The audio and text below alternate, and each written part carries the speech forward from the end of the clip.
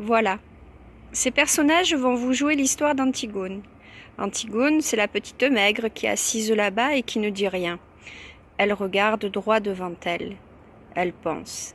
Elle pense qu'elle va être Antigone tout à l'heure, qu'elle va surgir de la maigre jeune fille noiraude et renfermée, que personne ne prenait au sérieux, dans la famille, et se dresser seule en face du monde.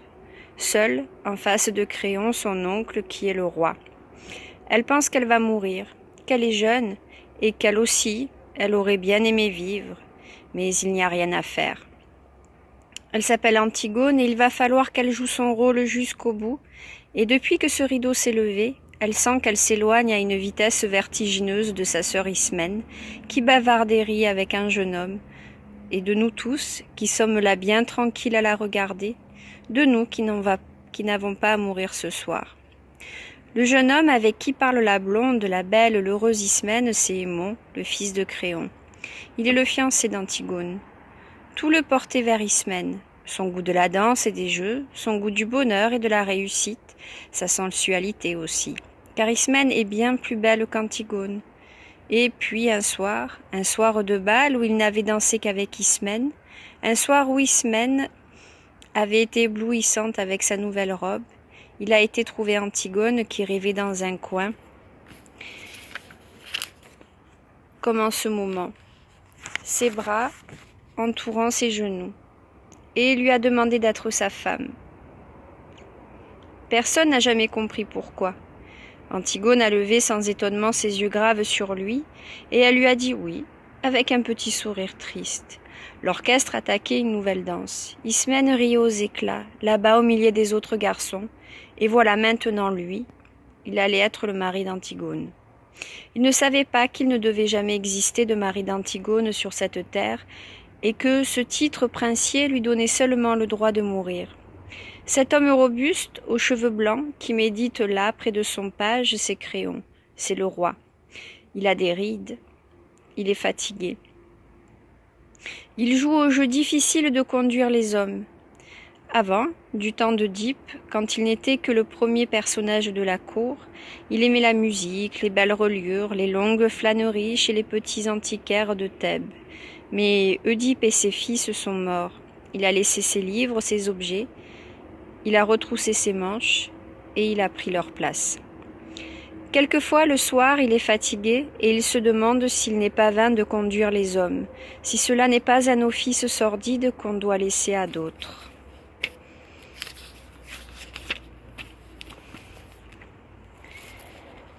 Et puis, au matin, des problèmes précis se posent, qu'il faut résoudre, et il se lève tranquille comme un ouvrier au seuil de sa journée. La vieille dame qui tricote à côté de la nourrice, qui a élevé les deux petites, c'est Eurydice, la femme de Créon.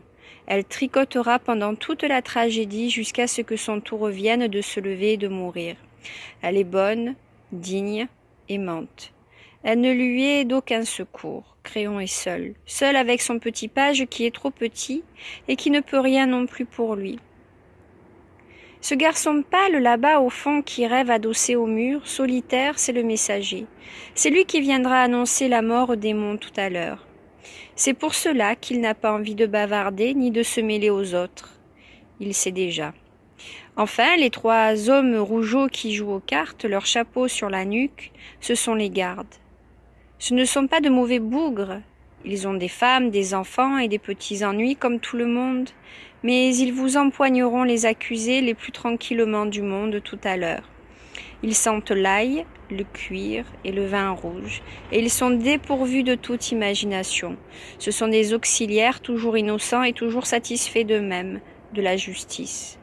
Pour le moment, jusqu'à ce qu'un nouveau chef de Thèbes, dûment mandaté, leur ordonne de l'arrêter à son tour, ce sont les auxiliaires de la justice de Créon. Et maintenant que vous connaissez tout, ils vont pouvoir vous jouer leur histoire. Elle commence au moment où les deux fils d'Œdipe, Éthéocle et Polynice, qui devaient régner sur Thèbes, un an chacun à leur tour, se sont battus et entretués sur les murs de la ville. Éthéocle l'aîné, au terme de la première année, de pouvoir ayant refusé de céder la place à son frère. 7 grands princes étrangers que Polynice avait gagnés à sa cause ont été défaits devant les 7 portes de Thèbes. Maintenant, la ville est sauvée, les 2 frères ennemis sont morts, et Créon, le roi, a ordonné qu'à Étélocle, le bon frère, il serait fait d'imposantes funérailles, mais que Polynice, le vaurien, le révolté, le voyou, serait laissé sans pleurs et sans sépulture, la proie des corbeaux et des chacals. Quiconque osera lui rendre les devoirs funèbres sera impitoyablement puni de mort.